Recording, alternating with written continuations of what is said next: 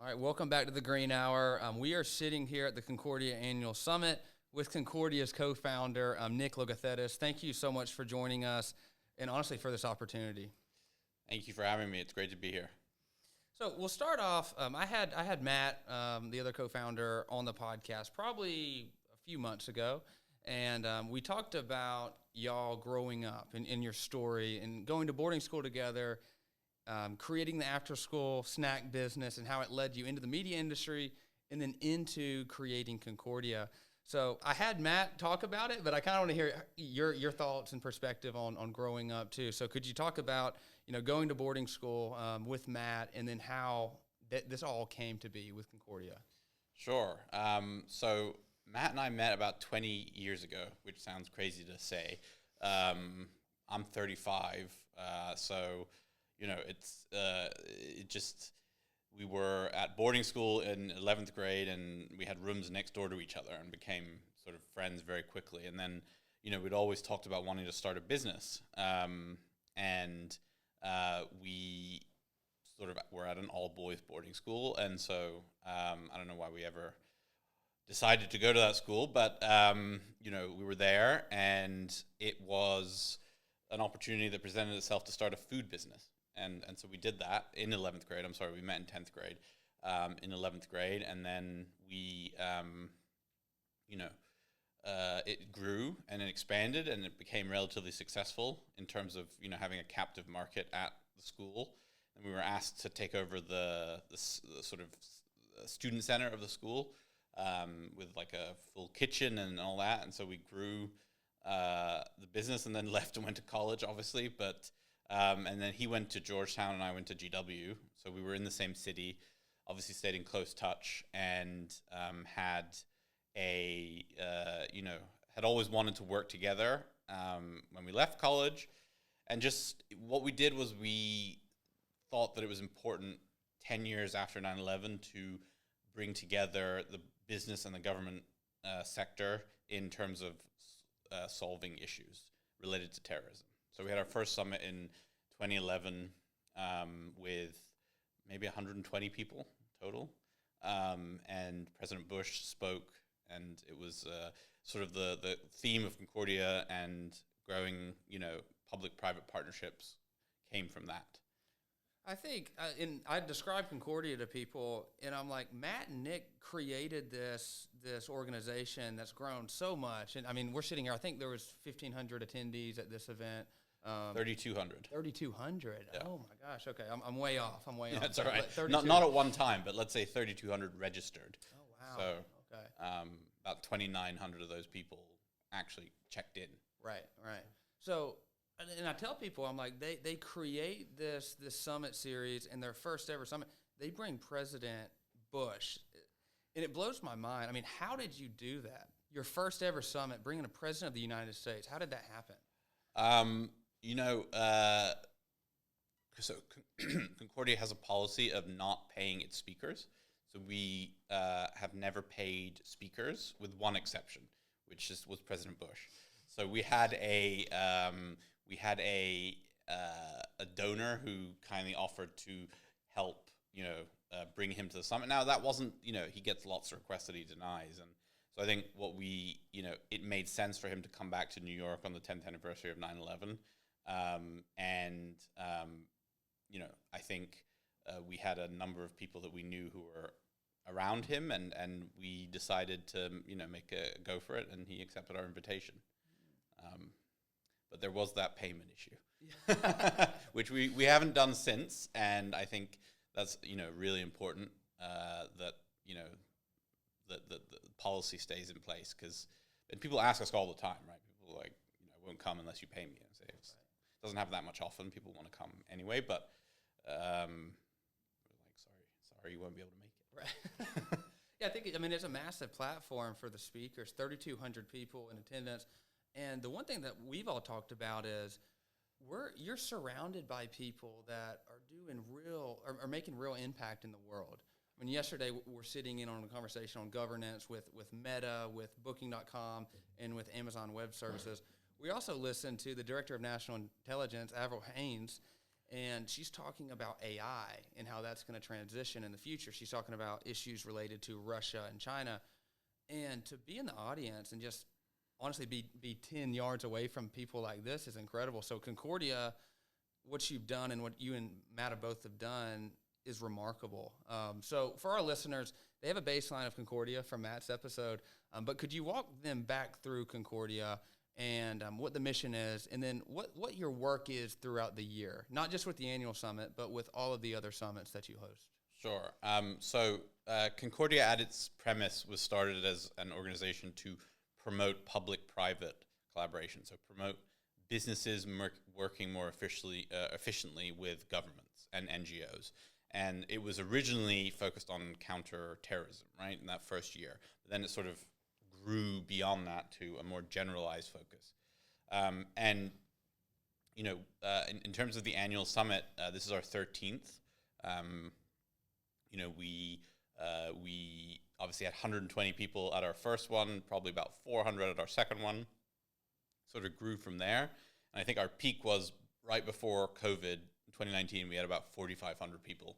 And so it's slowly building up to where it was.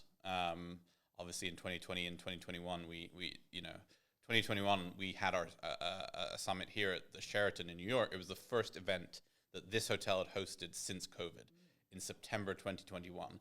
And, you know, we had testing, we had everything, but it was still only about 550 people. Everyone was wearing masks. It was a strange, gathering. But, you know, it was important for us to get that done. Since the founding, we've also done other, summits throughout the year. I think the longest running sort of regional initiative that we have is the America Summit, which has been hosted in Colombia and in Miami. In the past couple of years, it's been in Miami in partnership with the University of Miami, which makes me wonder why I never applied to the University of Miami when I was in college, because it's a pretty amazing campus if you've never been there.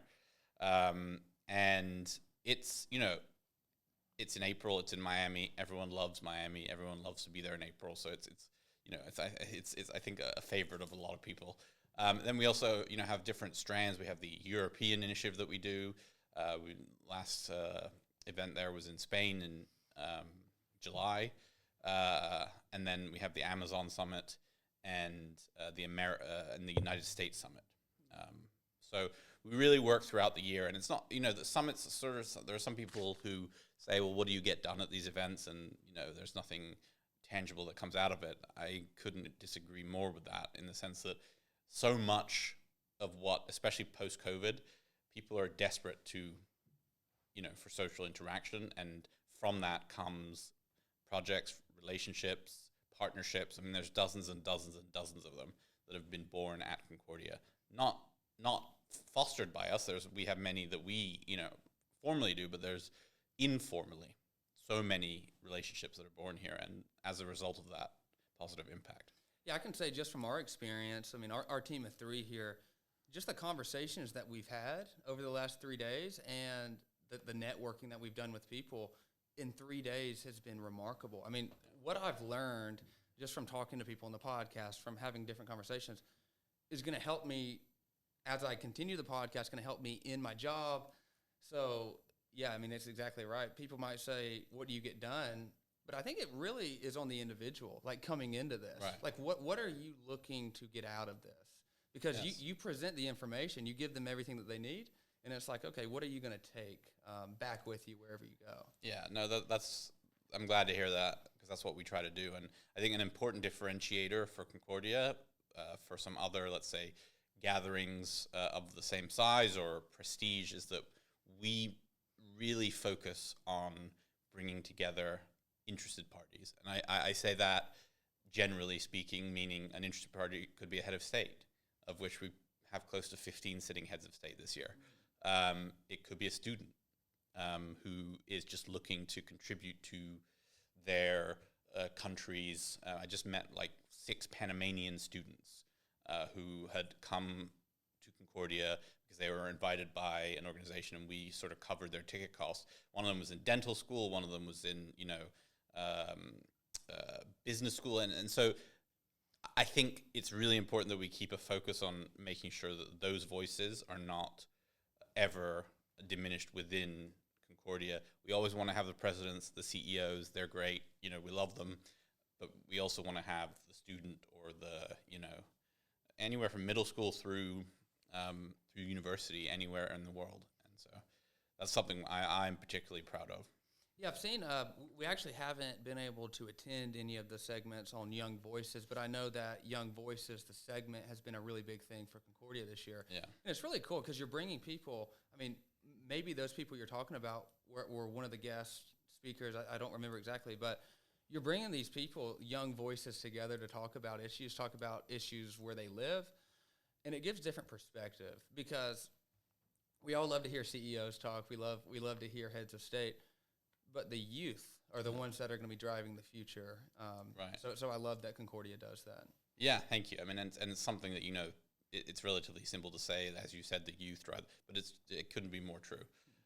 I was standing backstage with the president of Paraguay, who I was about to interview, and we were right before one of those youth panels, or right after one of those youth panels, and I was watching, and he was watching, and it was fascinating. It was to be honest with you, I'm not exactly sure who they were, but they were somehow associated with the city of New York, young ambassadors. And, when they came off stage, I was like, this is the president of Paraguay, and these are like students. And, that's a pretty incredible interaction for them and for him. Right. And so it was great. Yeah, so one of the segments, you talked about Concordia was founded on the 10th anniversary of 9/11. You focused on terrorism. What was your first segment? But as you've grown, you've gotten into more segments, and one of those is sustainability or environmental action and sustainability. And we're obviously a sustainability podcast, and we've learned a lot just from listening to these speakers on sustainability, a range of companies. We just talked to a mining company, a really large mining company. We've talked to organizations like the Rockefeller Foundation. We've heard AT&T, CSO talk. So you have a wide range of speakers in all different forms of sustainability. So, I guess I would ask you, this segment on sustainability, when did this start for Concordia, and how do you approach it? Yeah, thank you. I think, if you're an organization that is dedicated to dealing with pressing global issues, it simply cannot be that you don't have a significant amount of your time dedicated to sustainability. And that, became clear a number of years ago. And so we've slowly shifted in that direction. What I think is important for us is to be a neutral platform that different sides feel like they can use to have a dialogue. And that can be from a political perspective. We're neither right nor left organization. We have been accused of being both, but we're not. We work very hard at that, and so people from different political persuasions feel comfortable coming to us because there's not going to be a slant on it one way or another. But also, I think that some of these sustainability topics can get, let's say, heated. And there are people who are very passionate about it, who in some cases believe that dialogue should not occur, and that this or that organization or industry should just do what they want. And we don't believe in that. We believe in promoting a dialogue between companies, between organizations, between NGOs. And so I think that's what we try to keep a focus on. And one thing that I was talking to both the guys on our team about, I think it was yesterday too, was of all the talks that we've listened to, the environment is almost intertwined in it all. Even when Matt was interviewing the Turkish president, there's a whole segment on the environment. And I think people will start to, if they haven't already realized, will start to realize that it is intertwined in everything, not just in business, but also in government. Yeah. I was doing an interview yesterday with AT&T, actually, for their, they're one of our partners, and they asked the same question. I gave that answer. I think it is intertwined in everything, and whether people realize it or not, every sort of, back to the Paraguay thing, one of the questions I asked him was, what is he most proud about Paraguay? And he said, we are 100% renewable country. We get all of our power from hydroelectric. I didn't know that. I mean, and so it's certainly a thread within most, if not all, conversations we're having. Right. And we were also talking right before this interview about the SDGs, the United Nations Sustainable Development Goals. And, I was sharing with my colleagues that even the company I'm working in now, we have specific targets for the SDGs. And I was like, you look at all these companies, I mean, you can pick a company and they're looking at the SDGs and having a plan for it. So I think it's really become not just a conversation, but there's action behind it now. And that's what's really cool. And for Concordia, you're bringing in all of these different topics around the environment, and you're opening up people's minds, which is remarkable. Yeah.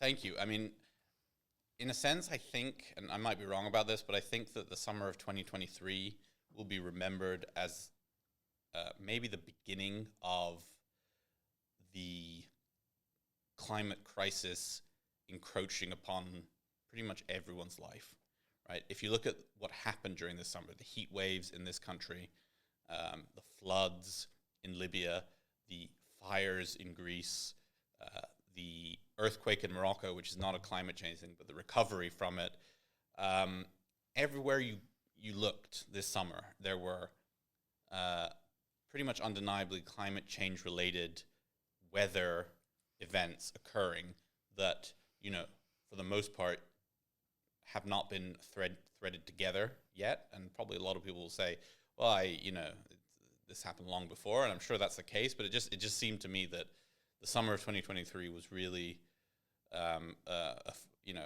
focal point. Yeah, I mean, that gets me to my next point. When you have these events, I'll touch on the Maui wildfires, for example. Yeah. I mean, just horrific what happened there.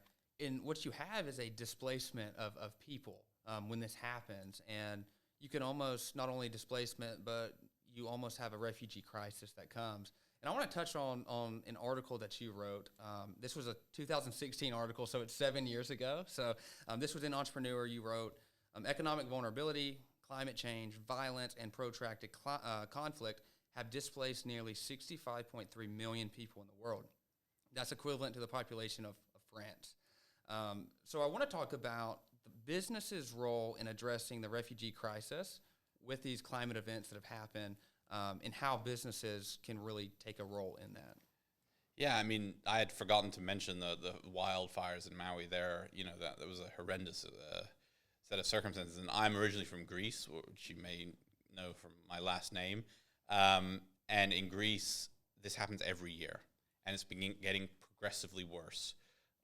If it was like a 5 out of 10 bad 5 years ago, in the past 3 years, it's been an 8 out of 10. This year, it was a 9 out of 10. And there's no sign of it stopping. And so, yeah, I think, Greece, to just focus on Greece for a second, has been a hub for migrants trying to flee war and climate-related issues, looking for entry into the European Union, and has done a lot of important work involving businesses and, sort of the private sector in terms of its laws. But it's a very difficult issue. It is a very difficult issue.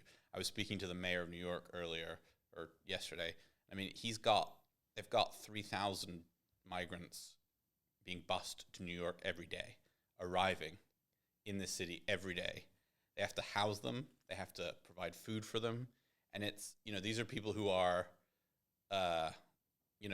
it's just, I hadn't really, the press covers it in a certain way that you don't really think of it in but I mean, every day they have to find that amount of, so they have a hotel the size of this hotel that they use as they have ballrooms the size of these ballrooms where they just have cots, but they're getting filled every day. And so, I was driving past the vice president's residence in DC the other day, and where I live, and I saw a bus stop, and migrants got out, and they'd been bused from Texas, and then someone else came and picked them up to drive them to New York. So I mean, I don't have a solution for you on this, other than to say it's very, very challenging, because these, they have families. They're, in most cases, very hardworking, good people who just want a better life for themselves. But it's, this is also a city where they have to cover the cost of housing those people, right, and feeding them. And it becomes very difficult very quickly, because then other parts of the budget get affected. And so it's a tricky one. Yeah, that's definitely a challenge. And Mayor Eric Adams, correct. That's definitely an issue that I don't know how you solve that. And I would ask you, I mean, we talked about the private sector a little bit, but as far as Concordia specifically, how does Concordia work to address the refugee crisis? So we,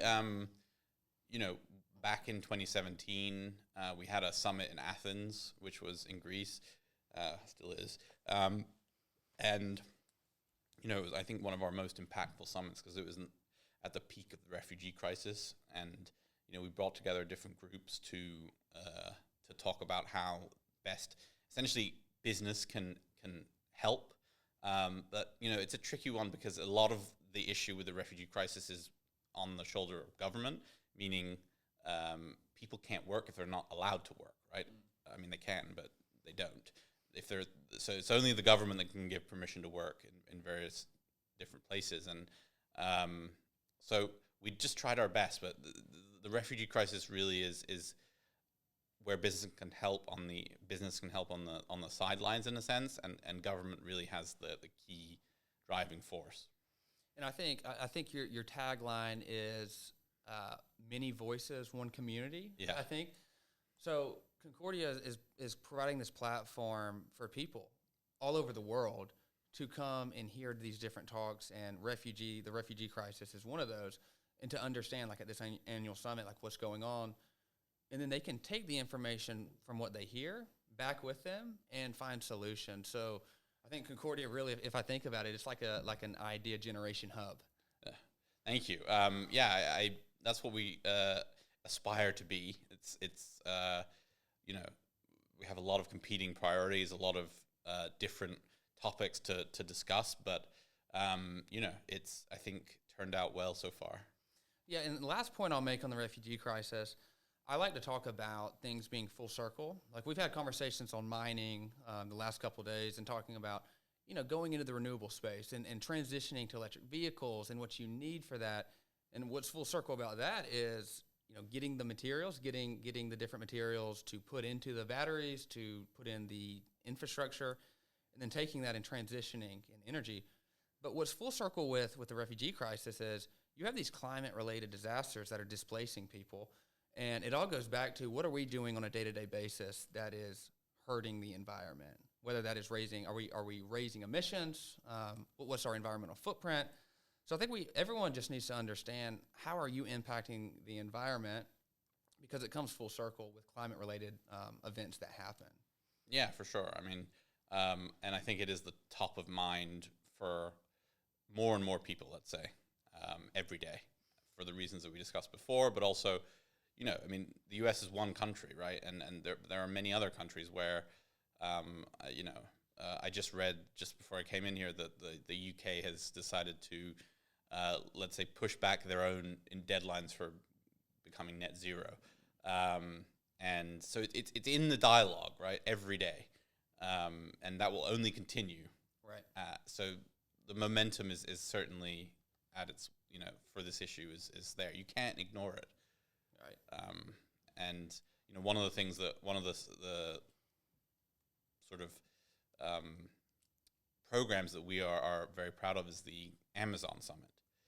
We call it Concordia Amazonas. And, I don't know as much about it as I should, in the sense of, the science, but the Amazon is such a critical part of the ecology of the world.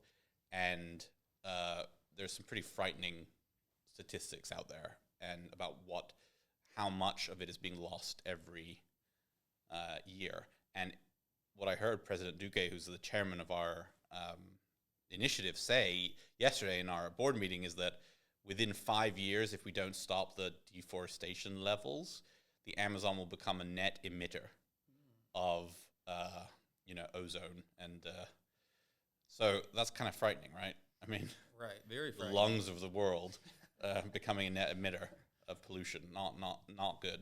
Yeah, no, President Duque has, I mean, we've listened to him on a couple segments while we've been here and talking about the Amazon, and it's been very impactful because we were even talking, I mean, one of our guys was saying, I didn't realize the Amazon was that big, that large, and we need to conserve it, we need to protect it. The last question I have for you, Nich, is we started this talking about how youth are driving the future and how Concordia, with the Youth Voices segment, you're really helping and drive that. The last question I have for you is how Concordia engages with young people passionate about sustainability. And I have to admit, we're sitting here right now, we're all 23 years old, with a dream, with this podcast. And Concordia has opened up the door for us as young people around this issue and something that we're passionate about. So maybe I can answer that question that I had for you, how Concordia engages with young people, because you gave us a chance and you really helped us grow what we're doing, which is awesome.